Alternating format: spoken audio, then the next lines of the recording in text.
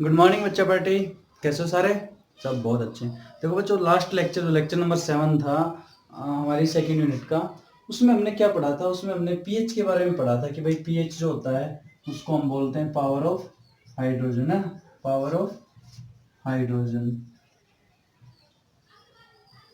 अब देखो, उसके बाद हमने पढ़ा कि पीएच हमने माना गया, पीएच का स्केल हमने माना 14 तक, मैक्सिमम 14 तक। मतलब पीएच स्केल कितना होगा? PH scale 0 to 14। अब उसमें हमने स्केल में देखा कि 1 2 3 4 5 6 7, ये आ गया न्यूट्रल हमारा। 8 9 10 11 12 13 14, ये आ गया हमारा बेस। ये वाला किस्सा क्या है हमारा? ये भी यहाँ पे 6.99 तक, मतलब यहाँ तक लो आप, 7 के बिल्कुल टच। और इधर क्या है? बेस। ये सब चीजें हमने फर्स्ट लेक्चर में पढ़ी थी। ये बेस है। जैसे जैसे हम इधर बढ़ेंगे बेसिक स्ट्रेंथ बढ़ेगी, जैसे जैसे हम इधर बढ़ेंगे एसिडिक स्ट्रेंथ बढ़ेगी। तो मोस्ट एसिडिक कौन होगा? मान लो एक पीएच 1 1 2 3 4 5 6, मोस्ट एसिडिक कौन होगा? पीएच 1 वाला। और मोस्ट बेसिक पीएच 14 वाला। तो मतलब न्यूट्रल के पास वाला जो एसिड है वो वीक होगा, न्यूट्रल के पास वाला जो बेस है वो वीक बेस होगा। ये पीएच होता है। तो पीएच स्केल में हमने ये माना कि 1 to 14 पीएच ऐसे से बढ़ेगा। अगर इसी को हम दूसरी टर्म में करना चाहें तो पीओएच होता है। वो जब हम मिसलेनियस की सीरीज है उसमें एक बता दूंगा कि कैसे ये पीएच स्केल अगर हम पीओएच स्केल की टर्म में पढ़े तो क्या होगा। पीओएच में ये जो ये वाला हिस्सा ओएच के लिए हो जाएगा, बेस के लिए, ये एसिड के लिए। वो बाद की चीजें हमारे सिलेबस से बाहर है, लेकिन जैसे टाइम मिलेगा मिसलेनियस सीरीज में हम आपको बताएंगे। तो पीएच के बारे में पढ़ लिया था। अब देखो, एक फॉर्मूला आता है जो दिया है आपको, बस क्या करना है, आपको पीएच निकालने का फॉर्मूला दिया जाएगा। पीएच का मतलब क्या था? पावर ऑफ हाइड्रोजन आयन, मतलब कितने एच पॉजिटिव वहां पे प्रेजेंट है सॉल्यूशन में। तो पीएच का एक सिंपल सा फॉर्मूला दे रखा है, minus log of concentration of H positive, कि किसी में कितना एच पॉजिटिव है उसका कंसंट्रेशन निकालो। मान लो आपको आ जाए कि भाई कोई 10⁻³ मोलर HCl है, एसिड है। HCl क्या है? एसिड। इसका पीएच निकालो। तो ये फॉर्मूला यूज करना है। ये 10⁻³ क्या है? एच पॉजिटिव की कंसंट्रेशन, इसकी जगह पुट कर दो ये, तो क्या आएगा? पीएच। देखो, इससे बाहर कुछ क्वेश्चन नहीं आएगा, एक क्वेश्चन ही समझ लो, एक और समझा दूंगा बस। अब देखो, पीएच क्या है? माइनस लॉग ऑफ, ये क्या है? 10⁻³, इसकी कंसंट्रेशन है ना HCl, तो 10⁻³ बस। अभी देखो, लॉग का एक फॉर्मूला होता है कि लॉग ऑफ 10⁻², इसको हम लिख सकते हैं 2 log 10। इस 2 को आगे ले आएंगे और पीछे का वहीं छोड़ देंगे। ठीक है भाई, ले आओ इस -3 को आगे, तो -3 मल्टीप्लाई माइनस लॉग ऑफ 10। तो माइनस माइनस मल्टीप्लाई क्या हो जाएगा? 3 + 3, log 10 की वैल्यू होती है 1, तो आ जाएगा 3। पीएच आ गया हमारा 3, मतलब क्या? एसिड है, स्ट्रॉन्ग एसिड HCl। इस तरह से आपको कैलकुलेट करना, सीधा मुंह जबानी बताना। बताओ, H2SO4 है भाई, 10⁻² मोलर। पीएच बताओ, पीएच आप सीधा बता देना 2। 10⁻⁴ मोलर HNO3, पीएच बताओ 4।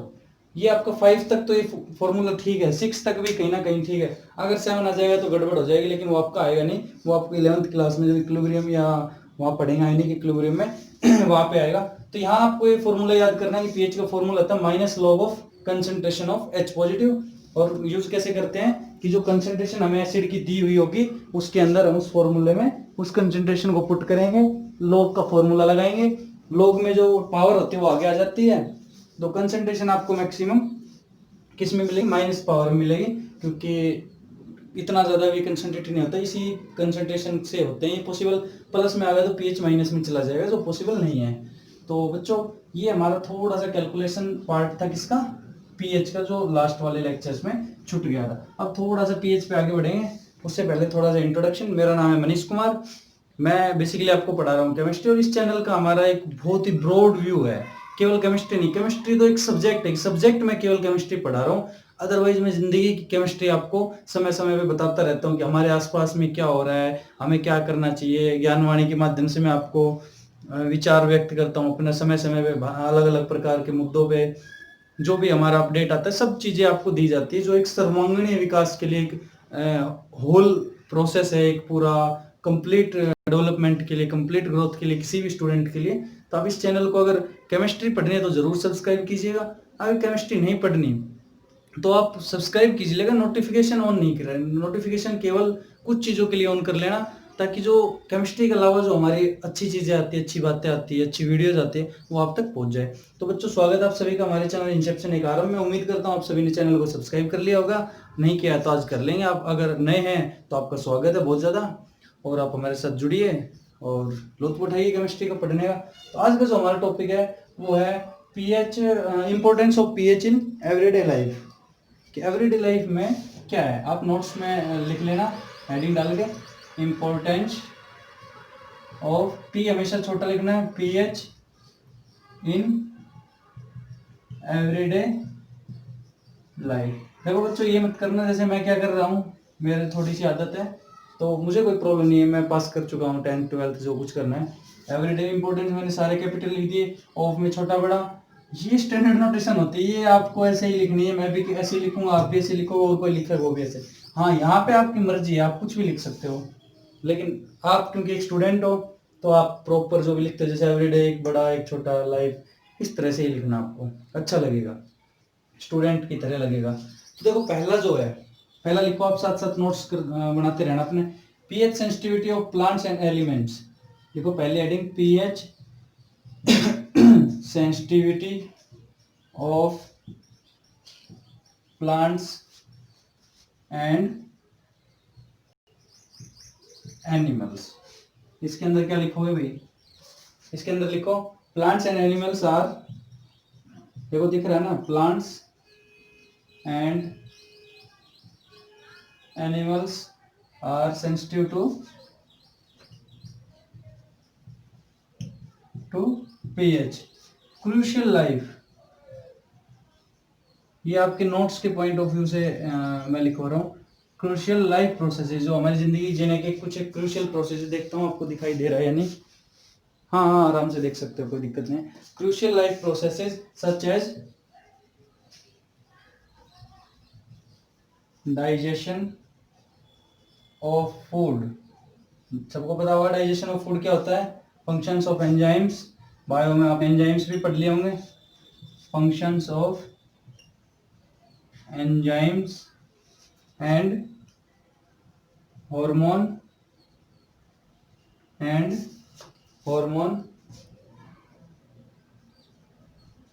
happen at a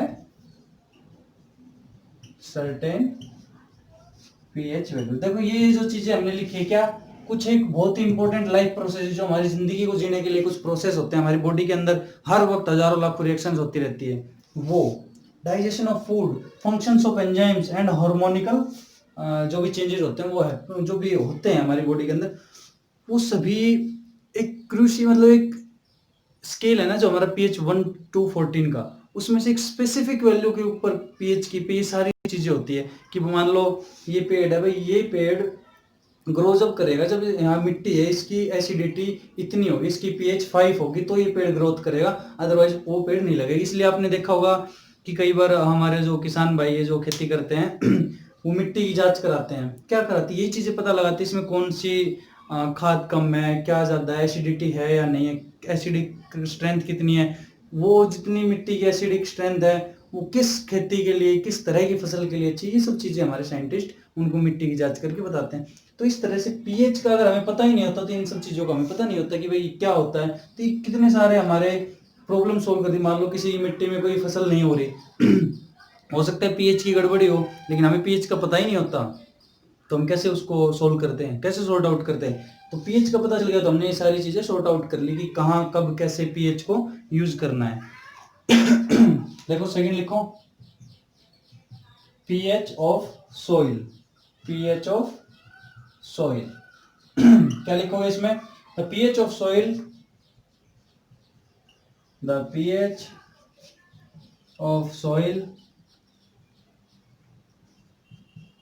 optimal for the growth of plants and crops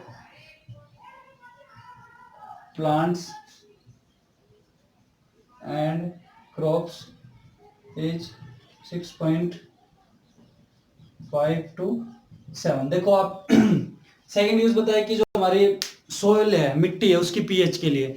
तो साइंटिस्ट ने बहुत सारी मिट्टियों का सैंपल लिए, वहां देखा पीएच कि जिसकी पीएच 6.5 से 7 है, वहां पे जो हमारी फसल है उसकी ग्रोथ बहुत अच्छी हो रही है। तो उन्होंने अंदाजा लगाया, उन्होंने अपना रिजल्ट दिया कि पीएच 6.5 और 7 ऑप्टिमल, मतलब इस पे बेस्ट रिजल्ट्स मिलेंगे। अगर पीएच उससे कम या ज्यादा है, मतलब 6.5 और 7 का क्या मतलब है, एसिडिक करेक्टर, 7 तक न्यूट्रल, ये एसिडिक, स्लाइटली एसिडिक, बहुत कम। 6.5 का कोई एसिड मतलब हम कह नहीं सकते, मतलब ना के बराबर, हम उसको फील भी नहीं कर सकते। अगर 6.5 का एसिड हमारे सामने रखा हो, हम नहा ले, खा ले, पी ले, एसिड कोई दिक्कत नहीं करेगा। अगर उसमें कोई चीज है तो वो अपना साइड इफेक्ट शो कर सकती है।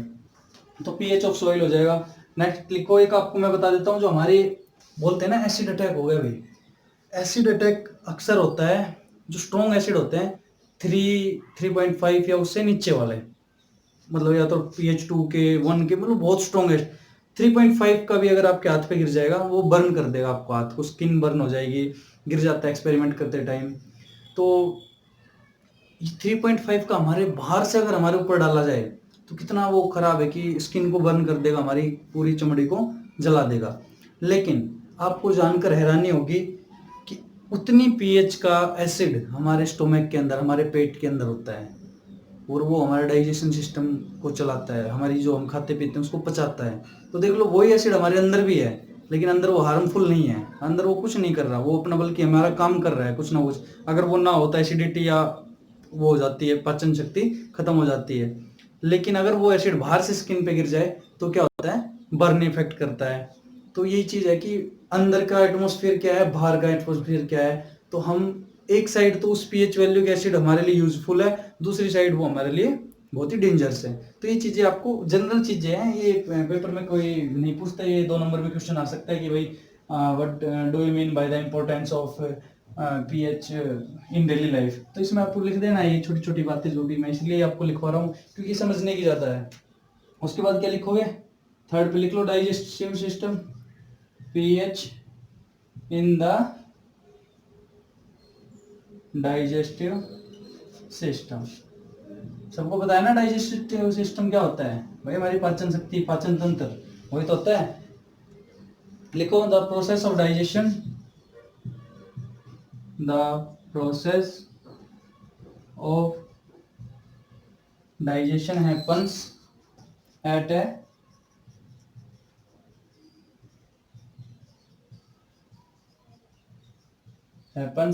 specific pH in our stomach, which is 1.5 to 4। देखो 1.5 to 4 ये स्केल ऑलमोस्ट अराउंड 3.5 to 4 होता है। ये एसिडिटी हो जाती है किसी को ज्यादा होती है, उस टाइम पे 1.5 होता है, अदरवाइज 3.5 to 4 होता है। ठीक है भाई, नेक्स्ट लिखो। समझ में आ गया कि ये एसिडिक, ये हमारा HCl रिलीज होता है। दरअसल जो एसिड होता है हमारा स्टोमक में, HCl रिलीज होता है हमारी बॉडी से अंदर ही डाइजेस्टिव सिस्टम में, और वो HCl हमारे स्टोमक में जाके जो हम खाना खाते हैं उसको पचाता है, उसमें मदद करता है। नेक्स्ट देखो क्या लिखोगे, पीएच इन टूथ डिके, पीएच इन टूथ डिके लिख लो एक लाइन इसमें भी कि tooth decay happens when, tooth decay happens when the pH, when the teeth are exposed to an acidic environment of pH 5.5 and below. कई बार आपको जब कुछ खाते पीते हो, खट्टी चीजें, नींबू, तो दांतों में जलन सी चीज होती है, क्यों होती है? वो ये उसका पीएच, नींबू खट्टा होता है, क्या है, एसिड है, तो सोर टेस्ट एसिड है। तो यहाँ पे वो पीएच उसका बहुत कम होगा, एसिड होगा, तो हमारा जो टूथ डिके होता है वो 5.5 तक को तो ठीक है कि 5.5 से अबव का अगर कोई एसिड है तो उसको कोई दिक्कत नहीं है, आराम से हम यूज कर सकते हैं, दांतों कोई प्रॉब्लम नहीं है। लेकिन 5.5 से नीचे के कोई एसिड यूज करेंगे तो हमारा जैसे होते हैं ना जलन, सेंसोडाइन यूज करते हैं, सेंसेशन हो गया हमारे दांतों में, जलन होगी, धीरे धीरे चीज चलेगी, तो वो क्या होता है, टूथ डिके। किसके कारण? पीएच के। अगर हमें पता ही नहीं होता पीएच क्या है तो हम ये भी नहीं पता कर सकते किस चीज के खाने से ये होगा, किससे नहीं होगा।